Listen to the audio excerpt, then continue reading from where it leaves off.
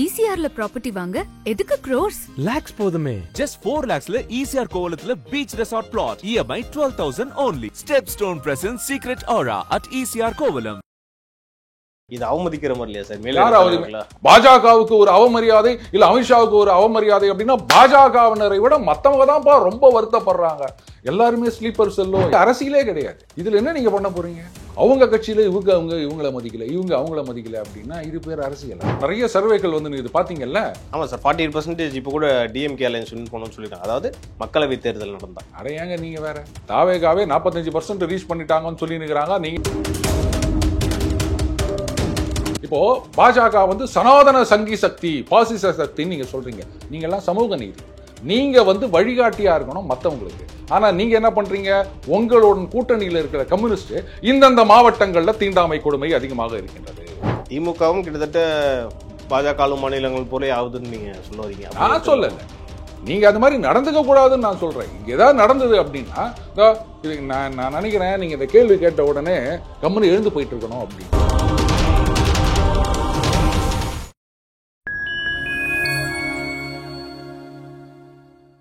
Fine time media நேயர்களுக்கு வணக்கம். இன்று நம்மோடு இணைந்திருப்பவர் டெய்லி பஞ்ச் அருண் அவர்கள். வாருங்கள், அவரிடம் அரசியல் சார்ந்த பல்வேறு கேள்விகளை முன்வைக்கலாம். வணக்கம் சார். வணக்கம் தேவா. தமிழக பாஜக தலைவர்கள் வந்து ஒன்றிய அமைச்சர் திரு அமித்ஷா அவர்களை போய் சந்திச்சாங்க. ஆனால் அதில் வந்து அண்ணாமலை அவர்கள் போல. காரணம் வந்து அவர் இங்கே வந்து வேலை அதிகமாக இருக்குது, திருமண நிகழ்வுகள்லாம் இருக்குது, அதனால் என்னால் போலன்ற ஒரு ரீசன் சொல்லியிருந்தாரு. திரு அமித்ஷா அவர்களை பார்க்கறத விட இவருக்கு இந்த வேலை தான் முக்கியமா அப்படின்ற கேள்வி வந்திருக்கு. Very good. இப்போ நான் உங்களை பொதுவில் சில கேள்விகள் கேட்கவா? என்ன நீ வந்து எனக்கு கேள்விகளை கேட்க மட்டும் தான் தெரியும் அப்படின்லாம் நீங்கள் சொல்லக்கூடாது. சொல்ல மாட்டீங்க அப்படின்னு நம்புறேன். சரிங்க சார்.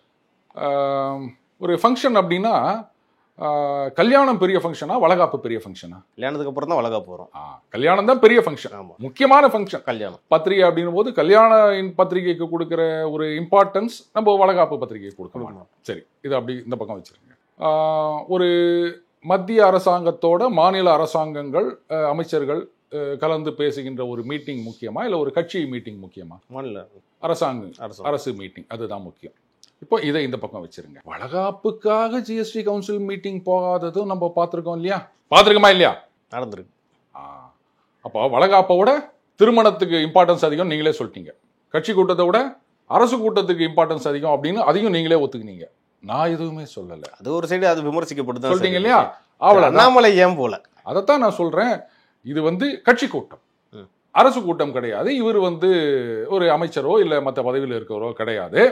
கட்சி கூட்டம். அந்த வளகாப்போட திருமணம் வந்து இம்பார்ட்டன்ஸ் அதிகம், அதனால போல.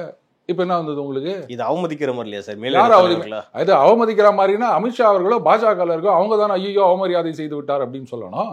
மற்றவங்க ஏன் கடந்து கதறாங்கன்னு எனக்கு புரியல. இது பாஜகவுடைய கட்சி கூட்டம் தானே. அவர் அங்க வந்து மத்திய அமைச்சரா சந்திச்சாரா இல்ல கட்சி நிர்வாகியா சந்திச்சாரா? கட்சி ரீதியா தானே இந்த மீட்டிங் நடக்குது. அமைச்சரா வந்து மற்ற மாநில அமைச்சர்களையோ இல்ல மற்ற அதிகாரிகளையோ கூப்பிட்டு பேசல. முழுக்க முழுக்க ஒரு கட்சி கூட்டம் தானே. அப்ப அந்த கட்சியில இருக்கவங்க தானே சொல்லணும், பாத்தீங்களா அண்ணாமலை அவமதித்து விட்டார் அப்படின்னு. பாஜக தவிர இங்க நடந்துருச்சுனாலும் பாஜகவினர் அப்படிதான் பண்றாங்க. என்ன சார் அரசியல் இதெல்லாம் பேசதானே சார் செய்வாங்க? இது வந்து கம்பேர் பண்ண முடியாது. யாரு என்ன பண்றாங்கன்னு சொல்றீங்க நீங்க? இதே வந்து ஒரு திமுகலயோ இதே மாதிரி நடந்திருந்தா பாஜகவினர் கண்டிப்பா விமர்சிப்பாங்க. இப்ப திமுக கூட்டத்துல யார் கலந்துக்காம இருந்திருக்காங்க? இல்ல ஒரு பேச்சுக்கு சொன்னேன். இல்ல நான் அந்த பேச்சுக்கு தான் சொல்றேன். திமுக தலைவர் ஒரு கட்சி கூட்டம் கூட்டுறாரு அப்படின்னு சொன்னா யார் வராம இருப்பாங்க? ஒருவேளை ஒரு காலத்துல வைகோ அவர்கள் போகாம இருந்திருப்பாரு. ஆனா இப்ப வந்து கட்சியில இல்லாட்டாலும் அவர் போய் சேர்ந்துருவார் போல. இது பாஜகவினர் சொல்லட்டும், அமித்ஷா சொல்லட்டும் அவமரியாதை பண்ணி விட்டார் அப்படின்னு. பாஜக தவிர மற்ற எல்லாரும் கடந்து கதறாங்களா? அதுதான் எனக்கு ஆச்சரியமா இருக்குது. பாஜகவுக்கு ஒரு அவமரியாதை இல்ல அமித்ஷாவுக்கு ஒரு அவமரியாதை அப்படின்னா பாஜகவினரை விட மத்தவங்க தான்ப்பா ரொம்ப வருத்தப்படுறாங்க. எல்லாருமே ஸ்லீப்பர் செல்லோ, எல்லாருமே சங்கி ஆயிட்டாங்க. பாஜகவினர் எல்லாத்துலயும் மூக்க நுழைக்கிறாங்கன்ற மாதிரி ஒரு விமர்சனமும் இருக்கு. சரிங்க, அவங்க அசிங்கப்பட்டாங்கன்னா பாத்தீங்களா, பாஜக அசிங்கப்பட்டாங்கன்னு சந்தோஷப்படுவீங்களா? ஏன் வருத்தப்படுறீங்க அமித்ஷாக்கு இந்த மாதிரி ஆயிடுச்சு அப்படின்னு? பதிலுக்கு இவங்களும் விமர்சனம் பண்றாங்க. விமர்சனம் இல்ல, அமித்ஷாவை தான் உங்களுக்கு பிடிக்காது இல்ல, அப்புறம் என்ன? அவருக்கு ஒரு அசிங்கம் அப்படின்னு நீங்க நினைச்சீங்கன்னா சந்தோஷப்படுங்க. அதை விட்டுட்டு ஐயோ அமித்ஷாவை சந்தோஷப்பட்டு தானே சார் இருப்பாங்க. அவங்க கேள்வியா கேட்கறாங்க. நீங்க என்ன கேள்வி கேட்கறது? கட்சியில இருக்கவங்கள கேள்வி கேட்கணும். ஏன்னா நாளைக்கு இதை வச்சு அரசியல் பண்ணலாம். இதுல நீங்க எனக்கு அரசியல் பண்றது? இது உட்கட்சி வேலைங்க, கட்சியில நடக்கிற விஷயங்க. அவங்க கட்சியில என்ன வேணா நடந்துட்டு போட்டோம், உங்களுக்கு என்ன வந்தது? அவங்க கட்சியில யாரு தலைவர்? குறிப்பா திரு அண்ணாமலை அவர்கள் திமுக பத்தி பேசாத நாள் கிடையாது. அவர் தலைவரா இருந்தப்போ சரி இப்படி இருக்கிறப்போ இவங்களுக்கு ஒரு சான்ஸ் கிடைச்சிருக்கு. நம்ம அரசியல் பண்ணல, ஒரு தப்பும் இல்லை. இது அரசியலே கிடையாது. இதுல என்ன நீங்க பண்ண போறீங்க? பாஜக வந்து இந்த மாதிரி ஒரு ஊழல் செய்து விட்டது, இல்லை இந்த மாதிரி ஒரு தவறு செய்து விட்டது அப்படின்னு சொன்னால் அது அரசியல். அவங்க கட்சியில் இவங்கள மதிக்கல, இவங்க அவங்கள மதிக்கல அப்படின்னா இது பேர் அரசியலா? அது அவங்க கட்சிக்குள்ளே இருக்க விஷயம். இதுக்கும் என்ன சம்பந்தம்? ஏதாவது ஒன்று பண்ணணும்னா எதுவுமே கிடைக்கல அப்படின்றதுக்காக இதை பண்ண முடியுமா? யாரோ ஒருத்தர் கூட ஒரு பழமொழி சொன்னார், அந்த பழமொழியை நான் சொல்ல மாட்டேன். அது மாதிரி அவர் போல ரைட்டு, அவர் சொல்லிட்டாரு கல்யாணம் அப்படின்னு சொல்லிட்டாரு. அவர் மேபி முதல் நாளே லெட்டர் எழுதி கொடுத்துக்கலாம், as I have to attend some marriages kindly grant me one leave அப்படின்னு அமித்ஷாக்கு ஒரு வாட்ஸ்அப் மெசேஜ் கூட அனுப்பிச்சிருக்கலாம். அவர் வந்து okay sanction you go to marriage அப்படின்னு அனுப்பிச்சிருக்கலாம். இதெல்லாம் உங்களுக்கு எனக்கு தெரியுமா? இதுதான் ரீசனாக இருக்கும்னு நினைக்கிறீங்க? எது ஒன்றா எடுத்துகிட்டு போட்டோம், நாம ஏன் இதை பற்றி கவலைப்படணும்னு தான் நான் கேட்குறேன். நான் நாட்டில் கவலைப்பட வேண்டிய பிரச்சனை எத்தனையோ இருக்குது. காலில் உழ வச்சாங்கன்றாங்க, இல்லை நானே விழுந்தான்றாங்க, அதை பற்றிலாம் யாரும் பேசுறது கிடையாது. ஜாதி பேரை வச்சு டிடி வெளியே போயிட்டார், அதை பற்றி கவலைப்படலாம். ஓபிஎஸ் வெளியே போயிட்டார், அதை பற்றி கவலைப்படலாம். அது என்டிஏல இருக்கவங்க கவலை பண்ணோம். நீங்க வந்து ஆஹா பார்த்தீங்களா இந்த என்டிஏல இருக்கவங்களை பற்றி தான் சொல்கிறேன். அதுதான் நான் சொல்கிறேன், என்டிஏல இருக்கவங்க தான் கவலை பண்ணணும், மற்றவங்க தான் இங்கே கவலைப்பட்டுனுக்குறாங்க. என்டிஏல அதிமுக சந்தோஷப்படுறாங்க. என்டிஏல அதிமுக பாஜக 2 பேர் இருக்காங்க. அந்த கட்சியினர் கவலை பண்ணணும். ஆனால் பார்த்தீங்கன்னா டிடிவி தினகரன் நான் வெளில போகிறேன் அப்படின்னு சொன்ன உடனே அதிமுகவை பிடிக்காதவர்கள், அதிமுகவில் இருந்து வெளியே வந்தவர்கள், அதிமுகவினுடைய எதிர்கட்சிகள் இவங்கெல்லாம் தான் சொல்கிறாங்க, பார்த்தீங்களா என்டிஏ இது மாதிரி ஆகிவிட்டது. சரிங்க, என்னங்க இப்போ அது களத்தில் பார்த்துக்கலாம். ஒரு டீம்லேருந்து ஒரு பிளேயரை தூக்கிட்டாங்க, இல்லை அவராக வந்து போயிட்டாரு அப்படின்னு சொன்னால் மேட்ச் அன்னைக்கு தெரியும். சில நேரத்தில் பார்த்தீங்கன்னா ஓப்பனர்ஸே உட்காந்து ஃபுல்லாக ஆடி முடிச்சிருவாங்க. சில நேரத்தில் டெய்லண்டர்ஸ் வரைக்கும் வந்து இது பண்ணுவாங்க. இப்போ கடைசியாக நம்ம பார்த்தோம்ல ஜடேஜா, கடைசி வரைக்கும் அவங்க கிரிக்கெட்ல கூட 11 பேர் விளையாண்டாதான் சார் டீம் நல்லா இருக்கும். அதுதாங்க, அதுல 2 பேர் அடிபட்டு போயிட்டாங்கன்னா டீம் விளங்காது இல்ல சார். ஏங்க 2 பேர் அடிபட்டு போனா என்னங்க, 2 பேர் இருந்து ஜெயிச்சு கொடுத்ததெல்லாம் இருக்குது. நீங்க கிரிக்கெட் பாப்பீங்கல்ல, ஸ்கோர் 400 இருந்துச்சுன்னா என்ன பண்றது? எத்தனையா இருந்தாலும் ஜடேஜாவும் அன்னைக்கு கடைசியா அந்த மேட்ச்ல நின்று சாதிச்சாங்களே, எவ்வளவு ஸ்கோர் சொல்ல 2020 மேட்ச் சார். எந்த மேட்சா இருந்தா என்னங்க, அரசியல் அப்படின்றது வந்து டெஸ்ட் மேட்சுக்கும் மேல இந்த மேட்சோட முடியறது கிடையாது. அப்படியே நீங்க 2020 வீக்கான டீமா இருந்தா பரவாயில்ல, ஒரு பக்கம் பயங்கர ஸ்ட்ராங்கான டீமா இருக்கு தமிழ்நாட்டுல, அதுக்காக சொல்றேன். இந்த தடவை ஐபிஎல் யார் கப்பு ஜெயிச்சாங்க? பெங்களூரை பத்தி போடாத மீம்ஸே கிடையாது. இத்தனை வருஷமா இருக்காங்க. அதுவும் கிறிஸ் கெயில், நானே பயங்கரமா கலாச்சிருக்கேன்னு வச்சுக்கோங்களேன். கிறிஸ் கெயில் மாதிரி ஒரு புயல், டொர்னாடோ, சூறாவளி அவர் இருக்கும் போதே இவங்களால சாதிக்க முடியல. இவங்க கடைசி வரைக்கும் இப்படிதான் ஜெயிக்கவே மாட்டாங்கன்னு சொல்லியிருந்தாங்க. ஜெயிச்சாங்களா இல்லையா? அவ்வளவுதான்.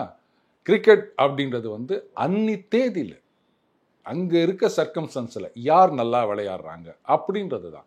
அந்த மாதிரி அணிகள் எவ்வளவுதான் பலமா இருந்தாலும் 83 வேர்ல்டு கப் போங்க, அன்னைக்கு இருந்த வெஸ்ட் இண்டீஸ் டீம் மாதிரியான ஒரு டீம் வந்து உலகத்திலேயே பார்க்க முடியாது. அன்னைக்கு இந்தியா ஜெயிக்கும் அப்படின்னு சொல்லியிருந்தாங்கன்னா, ஏன்டா என்னன்னா பைத்தியம் நினச்சியா அப்படிதான் கேட்டிருப்பாங்க. ஆனா சாதிச்சு காமிச்சாங்களா இல்லையா நம்ம இந்தியன் டீம்? இந்த மாதிரி தான் அன்னி தேதியில் என்ன இருக்குதோ அதெல்லாம் நாடகம் மாதிரி தாங்க. சினிமானா நீங்கள் வந்து ரைட்டு ரீடேக் அப்படின்ட்டு போகலாம். நாடகத்துலலாம் என்னதான் நீங்கள் ரிஹர்சல் பண்ணிட்டு வந்தாலும், ஏன்னா நானும் ஒரு நாடகக்காரன் அதனால சொல்கிறேன், அன்னி தேதியில் ஸ்டேஜில் என்ன வருதோ அதான் பெர்ஃபார்மன்ஸ். இன்னும் டைம் இருக்குன்றீங்க? தாராளமாக இருக்கு. எப்படி வேணாலும் மாறிடலாம். ஏங்க இன்னும் சொல்ல போனா இன்னைக்கு இந்த நிறைய சர்வேக்கள் வந்து இது பாத்தீங்கல்ல. ஆமா சார், 48% இப்போ கூட டிஎம்கே அலையன்ஸ் வின் பண்ணணும்னு சொல்லிட்டாங்க. அதாவது மக்களவை தேர்தல் நடந்தா. அட ஏங்க நீங்க வேற, தாவேகாவே 45% ரீச் பண்ணிட்டாங்கன்னு சொல்லி நிற்கிறாங்க. நீங்க என்னடா வந்து திமுக வந்து 48% சொல்றீங்க சார்? ஒரு அக்ரிடேட்டட் ஒரு பண்ணியிருந்தா சொல்லிடலாம் சார். யாரோ சொல்றதெல்லாம் நம்மளாம் ஏற்றுக்க முடியாது சார். ஏங்க இந்தியாவிலேயே வந்து ரொம்ப என்னது ஃபேமஸான கட்சி தாவேகா அப்படின்லாம் வேற சர்வே சொல்றாங்க. நீங்க என்ன இந்த மாதிரி சொல்லி நிற்கிறீங்க? பாஜக எத்தனை மாநிலங்கள் ஆட்சியில் இருக்கின்றது அது தெரியல, திமுக தெரியல, தாவேகா தான் வந்து உச்சியில் இருக்குது. மற்ற கட்சியெல்லாம் வாக்கு அவர் கொடுத்துட்டு போனோம்னு நினைக்கிறேன். தேவா இப்பவே 45னா இன்னும் 6-8 மாசத்துல 75-80 வந்துடும் போல இருக்குது. எல்லா கட்சியும் பூட்டிட்டு கிளம்ப வேண்டியது. அவ்வளவுதான். புள்ளக்குட்டிங்களை போய் படிக்க வைங்கப்பா, எதுக்குப்பா செலவு பண்ணீங்க அப்படின்னு போற நிலைமை வந்துடும் நினைக்கிறேன். அதுல வேற சொல்லியிருக்காங்கல்ல, பாருங்க கட்சி ஆரம்பிச்ச அன்னைக்கே சிஎம்னு முடிவு பண்ணியாச்சு, இப்ப பிரைம் மினிஸ்டர் ஆக்கிறதுக்கு தான் நாங்க யோசனை பண்ணிருக்கோம் வேற சொல்லியிருக்காங்க. அடுத்தது அவங்க ஒரு பக்கம் பேசிட்டோம். நம்ம ஏன் அது இன்னொரு விஷயம் என்னன்னா, அண்ணாமலையே வந்து அவருக்கு எம்எல்ஏ சீட் கொடுக்க மாட்டோன்ற மாதிரியும் பேச்சு வருது. தலைமை முடிவு பண்ணிருக்காங்க. பாருங்க, நான் இது வந்து ஆரம்பத்திலேயே சொல்லிட்டேன், அண்ணாமலை அவர்கள் நிக்க மாட்டார், நிக்க கூடாது அப்படின்னு. ஏன் சார் நிக்க கூடாது? நிச்சயமா அவர் நின்றாரு அப்படின்னு சொன்னா எல்லாம் ஒண்ணு சேர்ந்துருவாங்க. இந்த ஒன்றிணைவோம் வா அப்படின்னு சொன்னாங்க இல்லையா, அந்த மாதிரி எல்லா கட்சிகளும் ஒன்று சேர்ந்து அவர் எப்படியாவது தோற்கடிக்கணும் சார். அவர் அண்ணாமலை சொல்லுங்க சார். இல்லையா? அப்போ என்ன சொல்லுங்க, அவர் மாசான லீடர் இல்லையா? நான் கேள்வி கேட்கிறேன், அவரோ மாசம் நின்றுறா சார் அவரு? ஆமா, இதுல என்ன சந்தேகம்? அவர் என்ன ப்ரூவ் பண்ணிட்டாருன்னு நினைக்கிறீங்க? என்ன ப்ரூவ் பண்ணணும்னு நீங்க நினைக்கிறீங்க? எங்க சார் வின் பண்ணி கொடுத்தாரு? பார்லிமெண்ட் எலெக்ஷன் அப்போ அவர் தான் லீடரு. என்ன வின் பண்ணி கொடுத்தாரு என்டிஏக்கு இல்லை பிஜேபிக்கு? நான் 7-8 வாட்டி பிரதமர் வந்துட்டு போனார், அவருக்கே எதுவுமே ரிசல்ட் கொடுக்கல தமிழ்நாட்டு மக்கள். அண்ணாமலைக்கு என்னத்தை கொடுத்துட்டாங்க? 77ல் சட்டமன்ற தேர்தல் நடக்குது, அதிமுக எம்ஜிஆர் வின் பண்ணுறாரு, ஆட்சிக்கு வருகின்றது. அதுக்கப்புறம் 80ல் பாராளுமன்ற தேர்தல் நடக்கின்றது. அதில் பார்த்தீங்கன்னா அதிமுக அவங்க சரிவை சந்திக்கின்றார்கள், அவுட். அப்போ அதுக்கப்புறம் வந்த சட்டமன்ற தேர்தலில் திமுக காங்கிரஸ் கூட்டணி தான் அப்படின்னு நினைச்சாங்க, ஒன்றும் பண்ண முடியல. மறுபடியும் எம்ஜிஆர் தான், நான் என்ன தவறு செய்தேன், என் ஆட்சியை ஏன் கலைத்தார்கள் அப்படின்னு மக்கள் கிட்ட நியாயம் கேட்டாரு. மக்கள் வந்து அதுக்கு பதில் வழங்கி விட்டார்கள். அதுக்கப்புறம் 84 இங்க இல்லவே இல்லை, அவர் என்னுடைய நண்பர் தான், வந்த உடனே நான் திருப்பி கொடுத்துட்றேன் அப்படின்லாம் சொன்னாங்க. ஜெயிக்க முடிஞ்சுதா? 89. ஸோ 77 76ல் ஆட்சி கலைக்கப்படுகின்றது. அதுக்கப்புறம் 89ல் தான் வந்து மறுபடியும் திமுக ஆட்சிக்கு வருகின்றது. அப்போ அத்தனை தோல்விகள். அப்போ கலைஞர் வந்து ஒரு அரசியல் சாமர்த்தியம் இல்லாதவர் அப்படின்னு நீங்கள் சொல்லுவீங்களா? ஜெயலலிதா அவர்கள் 96 எலெக்ஷனில் என்ன நடந்தது? குறைஞ்சது அவர் எம்எல்ஏ வச்சிருந்தார் சார். 96ல் நல்ல காலம், நான் எங்கே கேட்கணும்னு நினச்சனோ நீங்களே சொல்லி எடுத்து கொடுத்துட்டீங்க. 96ல் ஜெயலலிதா அவர்கள் தோத்து போயிட்டாங்க. அவங்களே தோத்து போனாங்களா இல்லையா? ஒரு சிட்டிங் சீஃப் மினிஸ்டர் தோத்து போனாங்களா இல்லையா? அப்போ உடனே அவங்க என்ன சாதிச்சுட்டாங்க பார்த்தீங்களா, சரிவை சந்தித்து விட்டார்கள் அப்படின்னு சொல்ல முடியுமா? 2001ல் மறுபடியும் ஆட்சிக்கு வந்தாங்களா இல்லையா? அதாவது நீங்கள் ஜெயலலிதாவையும் அண்ணாமலையும் ஒப்பிட்டு பேசுறீங்க. நான் இனி அதாவது ஒரு உதாரணம் சொன்னால், பழமொழி மட்டும் இல்லை, உதாரணம் சொன்னாலும் அனுபவிக்கணும், ஆராயக்கூடாது. நான் இவரோட அவருன்னு என்றைக்குமே ஒப்பிட்டு பேசுனது இல்லை. வரலாற்று தரவுகள் என்ன சொல்லுகின்றது அப்படின்றது, என்ன சாதிச்சிட்டார் அப்படின்னு கேட்டீங்க இல்லையா? 2%, 2.5% நோட்டாவுடன் போட்டியிடும் கட்சி அப்படின்னு இருந்த கட்சி. தேவா, நீங்களே கொஞ்சம் யோசிச்சு எனக்கு பதில் சொல்லுங்க. இன்றைக்கு வந்து இப்போ ரைட், இந்த அதிமுக பாஜக கூட்டணி வருவதற்கு முன்னாடி எடுத்துப்போம், ஏப்ரல்ல சேர்ந்தாங்க இல்லையா, மார்ச் வரைக்குமான காலகட்டத்தை எடுத்துப்போம். பாஜகவை எதிர்த்து திமுக, அதிமுக, அதுக்கப்புறம் ஆரம்பிச்ச தாவேகா, அப்புறம் விசிகா, இங்க இருக்கின்ற காங்கிரஸ், கம்யூனிஸ்டுகள், அண்ணன் சீமான், இப்படி எல்லா கட்சிகளும் பாஜகவை எதிர்த்து அரசியல் செய்ய ஆரம்பித்தார்கள். பாஜகவை விமர்சனம் பண்றது, அவங்க அதை பண்ணல இதை பண்ணல அப்படின்னு சொல்றது. 2014 மத்தியில் பாஜக ஆட்சியில் இருக்கின்றது. ஆனா பாஜகவை ஒரு பொட்டன் ஃபோர்ஸா வச்சு விமர்சனம் செய்ய ஆரம்பித்தது எப்போன்னு எனக்கு பதில் சொல்லுங்க. பிசாசு மாதிரி வளர்ந்து கொண்டிருக்கின்றது பாஜக அப்படின்னு அண்ணன் சொன்னாரு. அது எப்ப நடந்தது அப்படின்றதையும் எனக்கு சொல்லுங்க. அப்புறம் அண்ணாமலை என்ன சாதிச்சார் அப்படின்னு கேட்டீங்கன்னா, எதிர்கட்சிகளே சொல்றாங்கல்ல பிசாசு மாதிரி வளர்ந்து நிக்குது. ஏன் சார் அவர் மாநில பதவியில தூக்கணும்? இந்த கேள்வி கேட்டீங்களே, அது கரெக்ட். அப்போ அவர் சாதிச்சிட்டாரு, பெரிய தலைவர்னு நீங்க சொன்ன மாசான லீடர்ன்றீங்க. அப்புறம் ஏன் சார் நயினார் நாகேந்திரன் உட்கார வச்சாங்க? அதை நீங்க அமித்ஷா அவர்கள் கிட்ட போய் கேட்கணும். என்கிட்ட கேட்டு நான் என்ன பண்ண முடியும்? அப்ப அமித்ஷா அவர்கள் வந்து அரசியல் புரிதல் இல்லைன்னு எடுத்துக்கிட்டா அது எனக்கு தெரியாது. இவரை ஏன் மாத்தினாங்கன்னா அவங்கள தான் கேட்கணும். நல்லா தானே போய் நிக்குது, இப்ப ஏன் இந்த மாதிரி குழப்பம் பண்றீங்க அப்படின்னு தான் நான் கேட்டிருக்கேன். புரியுதுங்களா? தமிழ்நாட்டில் பாஜக வளர்த்துட்டாரு. அப்ப அமித்ஷா வந்து சாணக்கியர்னு ஒரு பக்கம் சொல்லிட்டு இருக்காங்க. அப்போ சாணக்கியர் இல்ல, அது வந்து பொய் புரட்டு அப்படின்னு. அப்படி சொல்லல. இந்த மாதிரி ஏன் தூக்கினாங்க அப்படின்னா அது தப்புன்னு தான் ஆரம்பத்துலன்னு சொல்லிட்டு இருக்கேன். இன்னும் சொல்ல போனா எல்முருகன் அவர்கள் மத்திய அமைச்சரா போறாரு இல்லையா, சட்டமன்ற தேர்தல் முடிச்ச பிறகு. அப்ப யார் வந்து தமிழக பாஜக தலைவராக வரணும் அப்படின்னு போது அப்ப நான் பேசியிருந்தேன், இந்த தடவை உடனடியாக அண்ணாமலை அவர்களை கொண்டு வராதிங்க, நயினார் நாகேந்திரன் அவர்களை இப்போ தலைவராக போடுங்க, அடுத்த டேர்முக்கு அண்ணாமலை அவர்களை ரெடி பண்ணுங்க.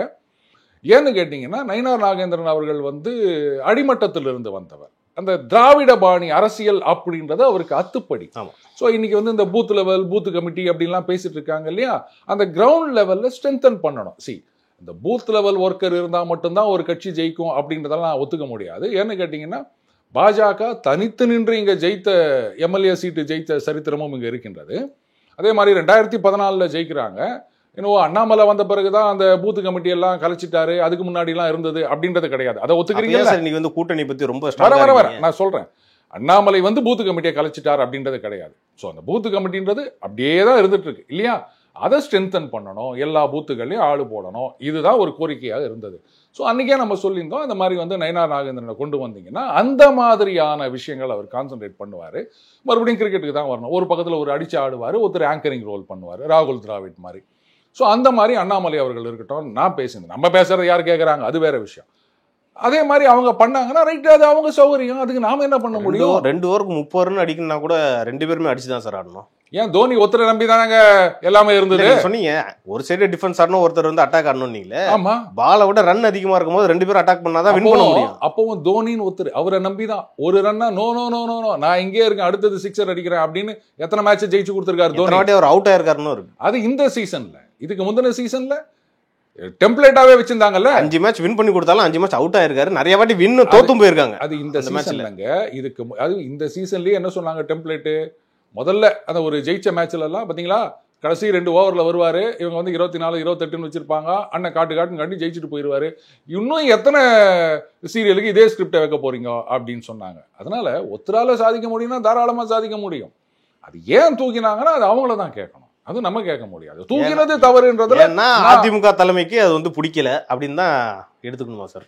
சரி எடுத்துட்டு போங்க, என்ன அப்போ அது ஒரு ஃப்ரிக்ஷன் பாயிண்டா இருந்தது. அதனால வந்து அவரு இந்த இல்லைங்க கூட்டணியில எனக்கு விருப்பம் இல்லை, அதனால நான் விலகுகிறேன் அப்படிதானே சொன்னார். அவர் ரகசியமா ஒன்றும் பண்ணல, அவர் அப்பவே சொன்னார்ல, எனக்கு இந்த கூட்டணியில விருப்பம் இல்லை, அதுக்கு நான் தடையாக இருக்கவில்லை, அதனால ஒரு டிசிப்ளின்டு சோல்ஜரா கட்சி கட்டுப்பாட்டுக்கு ஒதுங்கி நான் தலைவர் பதவியிலிருந்து விலகுகிறேன் ஒப்பனை தானே சொன்னார் அவரு. அப்புறம் அதுல என்ன வந்தது உங்களுக்கு? இப்போ சமீபத்தில் பார்த்தீங்கன்னா திண்டிவனம் நகராட்சி அலுவலகத்தில் ஒரு அங்கே அதிகாரி ஒருத்தர், அலுவலர் ஒருத்தர் வந்து ஒரு கவுன்சிலர் காலில் விழுந்தார். அந்த சொல்ல அந்த கவுன்சிலர் வந்து கேட்குறாங்க, அந்த கோப்புகள் பற்றி கேட்குறாங்க, அந்த ஃபைல் எனக்கு வேணும்னோடனே இவர் வந்து அது இல்லை இப்போதைக்கு கொடுக்க முடியாது அப்படின்ற மாதிரி ஒரு ஆர்குமெண்ட் மாதிரி ஆயிருக்கு.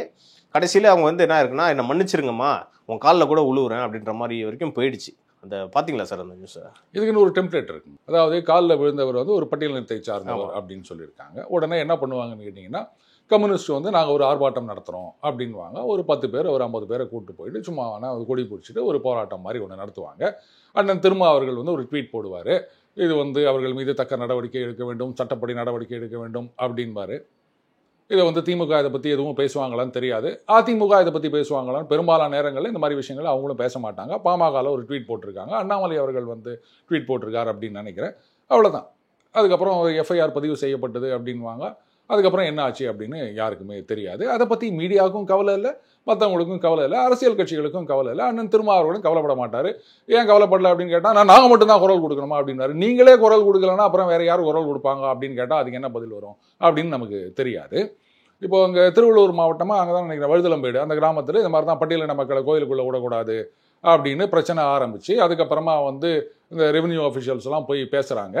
அப்போ அங்கே ஊர் பொதுமக்கள்லாம் என்ன சொல்கிறாங்க, காலையில் நாங்கள் போய் சாமி கும்பிட்டு வந்துடுறோம், மத்தியானம் அவங்க வரட்டும் அப்படின்னாங்க. நாம் சாமி கும்பிடும்போது அவங்க வரக்கூடாது அப்படின்னா இதுக்கு பேர் தீண்டாமைன்னு இருந்தாலும் வேற என்ன தேவை? இதுக்கு ரெவென்யூ ஆஃபீஷியல்ஸ் ஒத்துட்டு வரணுமா? பாஜக ஆளும் மாநிலங்களில் இது நிறைய பார்த்துருக்கேன், ஆனால் தமிழ்நாட்டிலையும் இது வந்து நடக்கிறது. தமிழ்நாட்டில் நடக்காத மாதிரி நடந்திருக்கு சார். பாஜக ஆளும் மாநிலம் நடந்திருக்கு, இருங்க அதிகமா நடந்திருக்கு சார். பாஜக எப்படி நீங்க சொல்றீங்க அதிகம் அப்படின்னு? தமிழகத்துல வந்து பாஜக எம்எல்ஏவே ஒருத்தர் இப்படி பண்ணாரு சார். சமீபத்துல என்ன பண்ணாரு, கோயில்ல வந்து ஒரு பட்டியலினத்தர் சாமி கும்பிட வராரு, நீ எப்படி இங்க வரலான்னு ஒருத்தர் கேஸ் கேட்டாரு சார். அவரு பாஜக எம்எல்ஏ. அப்படியா? நல்ல காலம், இதுதான் வாய் கொடுத்து மாட்டிக்கிறது அப்படின்றது. சேலத்துல திமுக நிர்வாகி ஒருத்தர் அவர் என்ன பண்ணாரு, ஒரு பட்டியலினத்தை சார்ந்த இளைஞன் கோயிலுக்குள்ள போயிட்டாரு அப்படின்னு சொல்லிட்டு பீப் பீப் பீப் இதுதான் வருது. அந்த வீடியோ சுத்தி இருந்தது, ஞாபகம் இருக்கா? அதுக்கப்புறம் கட்சியில இருந்து அவர் நீக்கினாங்க அப்படின்னு சொன்னாங்க. இதோட ஒரு கொடுமையான தீண்டாமை நீங்க பார்க்க முடியுமா? அந்த எம்எல்ஏ நீக்கிட்டாங்களா? இருங்க, நான் கேட்கறதுக்கு பதில் சொல்லுங்க. இப்போ அவர் மேல எஃப்ஐஆர் போட்டாங்களா? அந்த வழக்கு என்ன ஆச்சு யாருக்காவது தெரியுமா? இப்போ பாஜக வந்து சனாதன சங்கி சக்தி, பாசிச சக்தின்னு நீங்க சொல்றீங்க. நீங்க எல்லாம் சமூக நீதி, நீங்க வந்து வழிகாட்டியா இருக்கணும் மற்றவங்களுக்கு. ஆனா நீங்க என்ன பண்றீங்க, உங்களோட கூட்டணியில் இருக்கிற கம்யூனிஸ்ட் இந்தந்த மாவட்டங்கள்ல தீண்டாமை கொடுமை அதிகமாக இருக்கின்றது அப்படின்னு லிஸ்ட் கொடுக்குறாங்க. இதுக்கு என்ன பண்ண போறீங்க நீங்க? 100 வருடமா சமூக நீதியை நிலைநாட்டிய மண் இது. நீதி கட்சி காலத்திலிருந்தே நம்ம சமூக நீதியை நிலைநாட்டிட்டோம் அப்படின்னு நம்ம சொல்லி நிற்கிறோம். பஞ்சமி நிலத்தை அரசாங்கம் மீட்காவிட்டால் நாங்கள் மீட்போம்னு கம்யூனிஸ்ட் சொல்றாங்க. சார் விழுப்புரத்துல கூட அந்த மக்கள் வந்து இப்ப சாமி கும்பிட போறாங்க சார். சமீபத்தில் ஜூஸ் வச்சு பார்த்தீங்கன்னா அந்த பேச்சை நீங்க டக்குன்னு டைவர்ட் பண்ணிட்டீங்க. இப்ப நான் வரேன். நாங்க சாமி கும்பிடும் போது அவங்க வரக்கூடாது அப்படின்னு சொன்னா இதுதானே தீண்டாமை? இதை வந்து ரெவென்யூ ஆஃபீஷியல்ஸ் எப்படி ஒத்துட்டு வந்தாங்க? அதுக்கப்புறம் இவங்க காலையில போறாங்க, மத்தியானம் வந்து பட்டியலின மக்கள் போகும்போது இது பட்டா நிலம் இந்த பக்கமா வரக்கூடாது அப்படின்ட்டு போலீஸ் துணையோட போகும்போது தள்ளுமுள்ளு நடந்தது. அதுக்கப்புறமா பல கட்ட பேச்சுவார்த்தைகள்லாம் நடத்தி அதுக்கப்புறமா தான் பல நாட்கள் கழித்து தான் அவங்க கோவிலில் போயிட்டு சாமி கும்பிட முடிஞ்சுது. நாம இதை பத்தி பல தடவை பேசியிருந்தோம். அப்ப கேட்டோம், என்னங்க இது ஒரு தீண்டாமை, அப்போ அந்த மாதிரி சொன்னவங்க மேல என்ன நடவடிக்கை எடுத்தாங்கோ அப்படின்னு ஒரு கேள்வி எழுந்தது. அதுக்கப்புறம் எஃப்ஐஆர் போட்டாங்கன்னு வந்தது. இது வந்து நான் பெயிலபிள் அஃபென்ஸ் இல்லை. என்ன நடந்தது அப்படின்னு யாருக்காவது தெரியுமா? உடனே பாஜக ஆளும் மாநிலங்கள் வேறங்க, அவங்க வந்து சனாதன பாசிச சக்தின்னு நீங்க சொல்லிட்டீங்க, நீங்க சமூக நீதி மண்ணுன்னு சொல்லிட்டீங்க. இங்க அதெல்லாம் நடக்கக்கூடாது.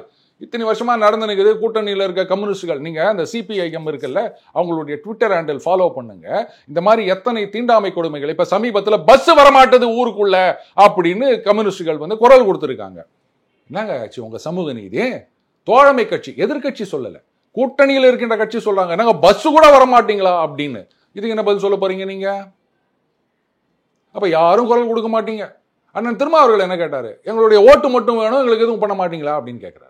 திமுகவும் கிட்டத்தட்ட பாஜக மாநிலங்கள் போல ஆகுதுன்னு நீங்க சொல்ல வரீங்க. நான் சொல்லல, நீங்க அது மாதிரி நடந்துக்க கூடாதுன்னு நான் சொல்றேன். இங்க ஏதாவது நடந்தது அப்படின்னா இது நான் நினைக்கிறேன் நீங்க இந்த கேள்வி கேட்ட உடனே கம்முன்னு எழுந்து போயிட்டு இருக்கணும் அப்படின்னு. ஏன்னா மாண்புமிகு எம்பி கவிதாயினி கனிமொழி அவர்கள் அவங்கள வந்து ஒருத்தர் கேள்வி கேட்கிறாரு, அப்படியே அவங்க திரும்பி போயிட்டாங்க. அப்பேற்பட்டவங்களே வந்து வாய முடின்னு போகும்போது ஒட்ட வாய்டா உனக்கு அப்படின்னு நான் தான் வாய் திறந்துட்டனோ, நானும் பேசாம எழுந்து போயிருந்தேன்னா நீங்களும் என்ன பாராட்டி இருப்பீங்க அப்படின்னு நினைக்கிறேன். பேசவே தான் வந்து இந்த மாதிரிலாம் நீங்க கேள்வி கேட்டு நிக்கிறீங்க இல்லையா? அதுக்கு பதில் சொல்ல கூட முடியல. கருத்து வேணும் சார், உங்களோட கருத்து வேணும். அதுக்காக அதுக்கு பதில் சொல்ல கூட முடியலையா தேவா? கருத்து வேணும்ல சார். இல்ல, கவிதாயினி கனிமொழி அவர்கள் எப்பேற்பட்ட பாரம்பரியத்துல வந்தவங்க, திராவிட பாரம்பரியம். பதில் சொல்ல முடியலையா அவங்களுக்கு? இப்போ டிடிவி தினகரன் அவர்கள் வந்து போயிட்டாரு அப்படின்னு கேட்டதுக்கு நயனா நாகேந்திரன் சொல்றாரு, அதை பத்தி நான் கருத்து கூற முடியாது அப்படின்னு சொன்னாரு. அட்லீஸ்ட் கூற முடியாதுன்னு அது சொன்னாரு. அவங்க அதை கூட சொல்லலையே தேவா. சார் அவங்க வந்த விஷயம் வேற, பார்த்துட்டு போறாங்க. அவங்கள வந்து அப்புறமா கூட இதை பத்தி சொல்லலாம். ஓ அப்படியா? ஏன் இந்த நேரத்தில் வந்து இது இவ்வளோ ஒரு முக்கியத்துவமான விஷயம் இல்லையா? அதை விட முக்கியமான விஷயம் அங்கே வேற ஏதாவது இருக்கா? இந்த மாதிரி ஒரு கொடுமை நடந்திருக்கு. இப்ப கடைசியில என்ன பண்ணுவாங்க, ஐயா நான் ஆடு திருடுனா மாதிரி கனவுதான் கண்டேன் அப்படின்னு நடந்தாலும் பதில் வந்து பிரதமர் என்னைக்காவது மணிப்பூருக்கு போயிட்டாரான்னு அவங்க பழைய மாதிரி கேட்க ஆரம்பிச்சிருவாங்க.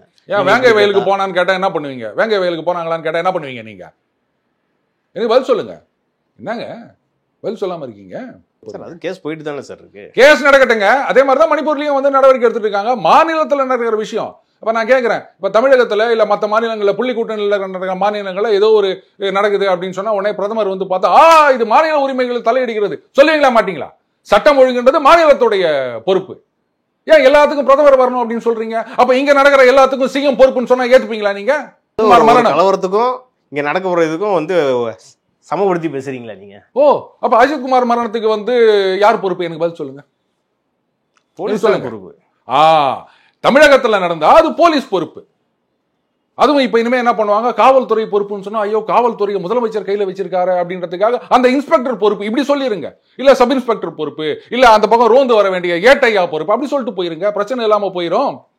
மற்ற மாநிலங்கள்ல நடந்தா நேரா மோடி பொறுப்பு. தமிழகத்துல புள்ளி கூட்டணி மாநிலங்கள் நடந்தா அந்த போலீஸ் துறை இல்ல அதுக்கும் மேல அந்த லோக்கல்ல இருக்க இன்ஸ்பெக்டர் ஏட்டையா அவங்க தான் பொறுப்பு. நல்லா இருக்குது அவங்க நியாயம். இல்ல சார், குறைஞ்சபட்சம் போய் பாத்துக்கலாமே, அதுக்காக சொல்றேன். ஏன் போக கூடாது? பிரதமர் வந்தாரா சார்? இதே மாதிரி கேக்குறேன், வேங்க வயலுக்கு பிரதமர் வந்தாரா? முதல்வர் போனாரா? முதல்வர் போல பிரதமர். சட்டம் ஒழுங்கு மாநில பொறுப்புங்க.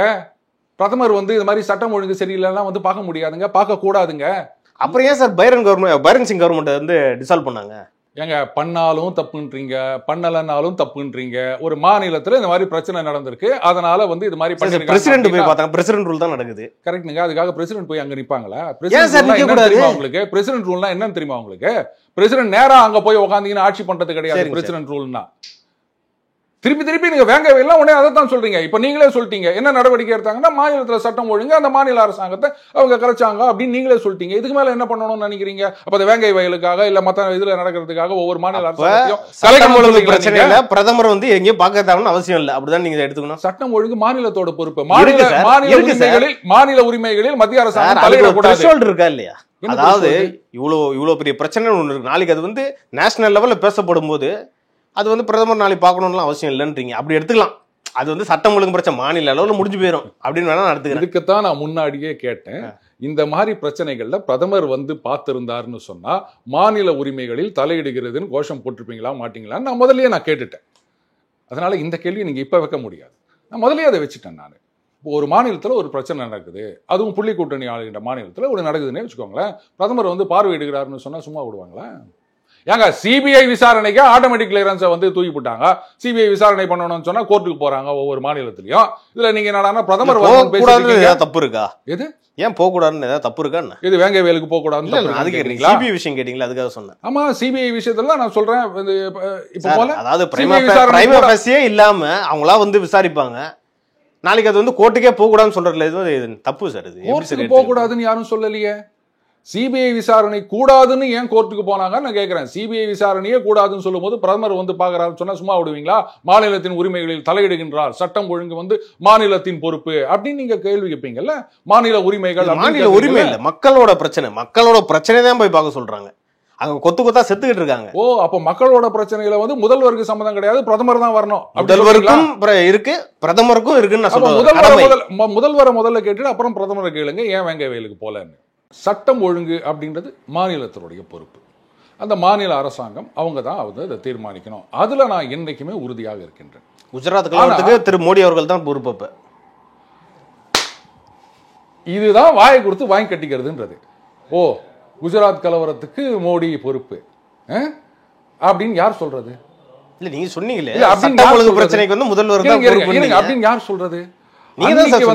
அன்னைக்கு திமுக எங்க இருந்தாங்க? நீங்க ஏன் சார் திமுக கேட்ட கேள்விக்கு பதில் சொல்லுங்க.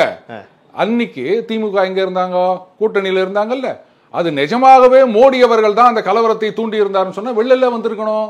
அது ஒரு சட்டம் ஒழுங்கு பிரச்சனை, அது கலவரமே கிடையாதுன்னு சொன்னாங்க. பதவியில தானே இருந்தாங்க. அப்புறம் மோடி பொறுப்புன்னு நீங்க சொல்றீங்க, திமுகவே சொல்லல. நான் திமுக இல்ல சார், அதைத்தான் நான் சொல்றேன். கேக்குறேன், அதைத்தான் நான் சொல்றேன். நான் தேவராஜனா கேக்குறேன். பொறுப்பு வந்து பிரதமர் தான், சாரி மோடி தான். சரி, இப்ப நான் சொல்லிட்டா. இப்போ அந்த மாஜோலை கலவரம்னு சொல்லுவாங்க. புதிய தமிழகம் கிருஷ்ணசாமி அவர்களை கேட்டா சொல்வாரு, அதுக்கு யாரை நீங்க பொறுப்புன்னு சொல்லுவீங்க? அப்ப இன்று இங்க இருந்த முதல்வர். அதை யாரும் சொன்னதா காணுமே. நீங்க உங்க பேச்சதான் வரேன். இப்ப அந்த கலவரத்துக்கு முதல்வர் பொறுப்பு அப்படின்னா நீங்க எப்படி சொல்றதுன்னா அதை கட்டுக்குள் கொண்டு வருவதற்கு முதல்வருக்கு பொறுப்பு இருக்கின்றது. புரியுதுங்களா? அதை தூண்டி விட்டது யார் அப்படின்ற மாதிரி இருக்கு நீங்க சொல்ற பொறுப்புன்றது. கலவரம் நடந்ததுக்கு அவர் தான் காரணம்னு சொல்ற மாதிரி இருக்கு. இந்த விசாரணைகள்லாம் யூபிஏ காலகட்டத்தில் தான் நடந்தது. அவரை விசாரணைக்கு கூப்பிட்டு காலையிலேருந்து நைட்டு வரைக்கும் உட்கார வச்சு எஸ்ஐடி கிரில் பண்றாங்க. அவர் இந்த மாதிரிலாம் சீன் போடவே இல்லை. விசாரணைக்கு முழுதா ஒத்துழைத்தார். எல்லா எவிடன்ஸும் கொடுத்தாங்க. அத்தனை வருஷம் ஆட்சியில் இருந்தாங்க, 10 வருஷம் ஆட்சியில் இருந்தாங்க காங்கிரஸ் யூபிஏ. அவங்களால எதையும் நிரூபிக்க முடியல. அவருக்கு எந்த விதத்திலும் பொறுப்பு கிடையாது. கலவரம் அது வந்து முதல்ல இந்த கோத்ரா இன்சிடென்ட், அதுக்கு வந்து ரியாக்ஷனா இது மாதிரி நடந்தது. அதை கட்டுக்குள் கொண்டு வந்தார்கள். அதுக்கு கொஞ்சம் டைம் தேவைப்பட்டது. சொல்ல போனா குஜராத் மட்டும் இல்லை, இதுக்கு முன்னாடி பல மாநிலங்களில் இந்த மாதிரியான பல கலவரங்கள் நடந்திருக்கின்றன. ஆனால் பாஜக ஆட்சிக்கு வந்த பிறகு மத்தியில் இந்த கலவரங்கள் அப்படின்றதெல்லாம் வந்து திங் ஆஃப் த பாஸ்ட் அப்படித்தானே ஆயிருக்கு. அதை பாராட்டாமல் திருப்பி அவர் பொறுப்பானா அப்போ நீங்கள் கூட இருந்தாங்க அவங்களையும் முதல்ல கேட்டு சொல்லுங்க எனக்கு, அப்புறமா நான் சொல்கிறேன். இன்னைக்கு பல பேர் இங்கே இப்படி தான் சொல்லிட்டு இருக்காங்க, குஜராத் கலவரம் மோடி அப்படின்னு. அன்னைக்கு நீங்கள் எங்கே இருந்தீங்க? அதை யோசிச்சுட்டு அதுக்கப்புறமா அடுத்த பதிலுக்கு வாங்க. அன்னைக்கு வந்து மோடி தான் இந்த கலவரத்தை தூண்டினார் அப்படின்னு சொல்லியிருந்தா வெளில வந்திருக்கணும். ஏன் வெளில வரல? அதனால அதை குறை சொல்றதுக்கு இங்க யாருக்கும் எந்த இதுவும் கிடையாது தேவா. ஓகே சார், உங்க கருத்துக்கும் நேரத்துக்கும் ரொம்ப நன்றி சார். நன்றி தேவா.